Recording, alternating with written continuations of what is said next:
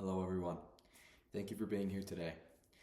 We are going to talk about something that affects every one of us, whether you're buying groceries, paying rent, or running a business, and that is inflation.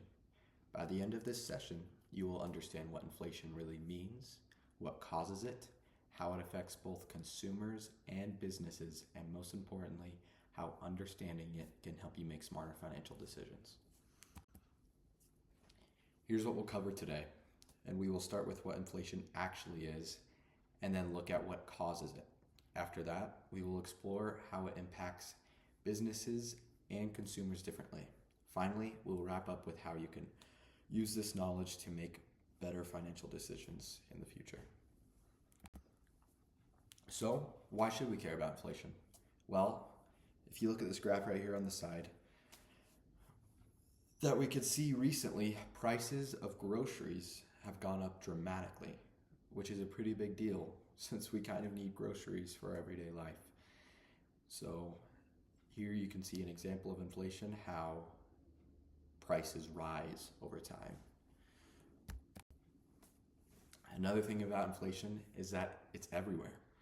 Everyone feels inflation, whether it's higher grocery bills or rent. Understanding it can help you make better plans and informed financial choices. When inflation rises, our money buys less than it's used to. That impacts families, companies, and the whole economy. So understanding inflation isn't just for economies. It's for anyone who spends, saves, or invests money. Let's start with a quick question. What is one thing you have noticed costs more this year than it did last year? What I'm thinking of is like grocery, coffee, housing, because that's right. There's inflation at work right there. Prices gradually increase, and when we feel it every day, But let's take a look at what really is happening behind the scenes and when that occurs. So, what is inflation? I kind of mentioned it in the graph slide, but in simple terms, it's the general rise of prices over time, meaning the value of money goes down. There are a few reasons inflation happens. Sometimes the demand goes up, people are buying more, but there aren't enough goods to meet that demand. That is called demand pull inflation. Other times, production costs rise, like when the cost of materials or labor increases. That is called push inflation. And occasionally, inflation happens because there is more money circulating in the economy, and that's related to a thing called monetary policy. Let's look at those causes a bit closer. First, demand pull inflation. The example that I thought of, imagine a popular video game console that everyone wants, but stores can't keep up with the demand. People keep wanting it, and it's a huge deal, and people go to the stores and try to buy them, but there's just not enough for everyone to go around. Usually when that happens, prices rise because people are willing to pay more to get that console. I feel like we've seen that with other things too. If people want that, they're willing to pay more if there's only a limited supply. Second, cost push inflation. For example, when fuel or food costs go up, companies spend more to produce their products, so they charge more. Kind of think of it like a coffee shop. I'll explain that more in the next slide, but the final thing is monetary inflation. When central banks increase the money supply, people have more to spend, which can also push prices up, if that makes sense. We'll look at it more here. But how it affects businesses is when prices for raw materials or wages go up, businesses have to spend more to produce the same products. Let's say you own a coffee shop. If coffee beans and milk get more expensive, You either have to raise those prices or make less profit.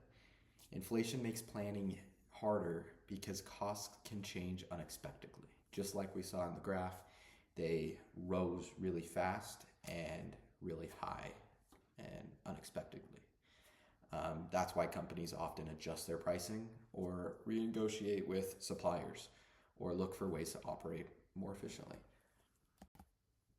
Of course, businesses aren't the only ones affected. Consumers felt it too. When prices rise faster than wages, our money doesn't stretch as far.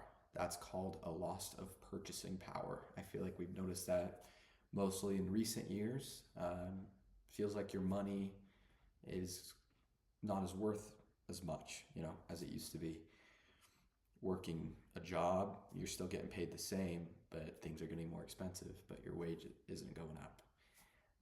It makes budgeting harder too, because what used to cost $50 might now cost $60. This also affects savings. Money sitting in the bank loses value over time if interest rates don't keep up with inflation. And that happens all the time. That is why it's important to stay aware of inflation and adjust how we save and spend, because you never know when those prices will change or stay the same. So, to sum it all up, inflation is the rise in prices over time. It's caused by things like demand, higher costs, and changes in the money supply. It affects everyone, not just businesses, consumers. It affects everyone, including businesses, consumers, and even governments. While it can't be avoided completely, understanding it can help you make smarter choices with your money, which I think is definitely very true. If you don't keep up with inflation and you don't know when the prices are going to rise, you're not going to budget correctly. You're not going to have enough money saved in the bank, and ultimately, you won't have any money left. So I think it's very important to stay informed about when prices rise and when they stay the same. Before we wrap up, I want to leave you with one thought. It's a quote I saw. The more you learn about money, the less it controls you. Inflation isn't just an economic concept. It's something that impacts your everyday life. So I encourage you to stay informed, pay attention to economic trends, and think critically about how you manage your finances. The more you're aware of your money, the better prepared you will be in the future to make smarter financial decisions. Thank you for listening. I hope you all learned something new about how inflation works and how it affects you personally. If you have any questions or thoughts, I'd love to hear them. Thank you for your time.